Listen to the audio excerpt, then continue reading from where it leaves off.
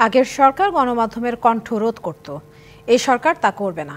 গণমাধ্যমের স্বাধীনতাকে প্রাতিষ্ঠানিক রূপ দিতে কাজ করছে অন্তর্বর্তী সরকার, কথা বলেছেন প্রধান উপদেষ্টার প্রেস সচিব শফিকুল আলম। রাজধানীতে অনুসন্ধানী সাংবাদিকদের পুরস্কার বিতরণী অনুষ্ঠানে বক্তারা বলেন, বেতন কাঠামোর পরিবর্তন করতে না পারলে সাংবাদিকতার উন্নয়ন সম্ভব নয়। বৃহস্পতিবার সকালে বঙ্গবন্ধু আন্তর্জাতিক সম্মেলন কেন্দ্রে টিআইবির আয়োজনে অনুসন্ধানী সাংবাদিকদের পুরস্কার বিতরণী অনুষ্ঠান ও আলোচনা সভা। ঘুষ দেওয়ার প্রভাবে রোগীর ঔষধ কেনার খরচ বৃদ্ধির তথ্য প্রতিবেদনগুলোতে তুলে ধরা হয়। আলোচনায় উঠে আসে অনুসন্ধানী সাংবাদিকতার নানা বিষয়। এ সময় সিনিয়র সাংবাদিকরা বলেন, বেতন কাঠামোর পরিবর্তন না হলে সাংবাদিকতার উন্নয়ন সম্ভব নয়। গণমাধ্যম চৌর্যবৃত্তি করলে আইনের আওতায় আনা উচিত বলেও মনে করেন তারা।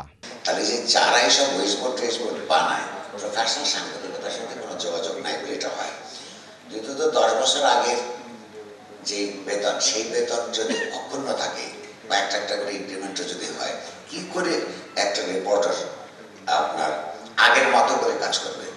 আমরা আইন পরিবর্তনের কথা বলবো আর আইনগুলো সংশোধন করলেই সব ঠিক হয়ে যাবে, সেগুলো কিন্তু হবে না।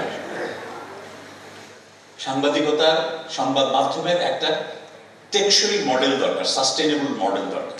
5ই আগস্টের আগে গণমাধ্যমের ভূমিকা নিয়েও ওঠে প্রশ্ন।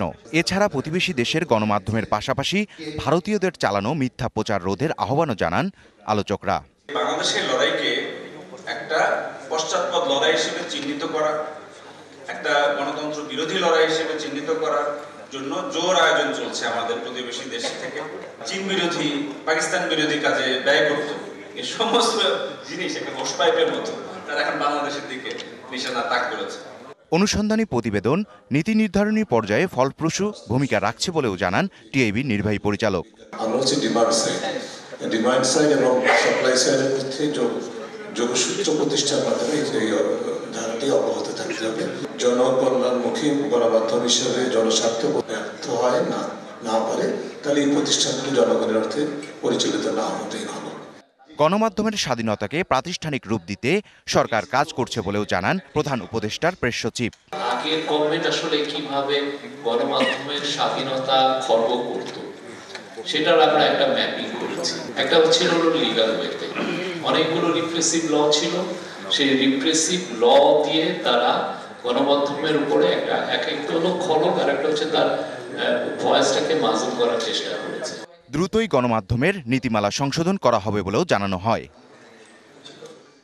ইকবাল অনিক, ডিবিসি নিউজ, ঢাকা।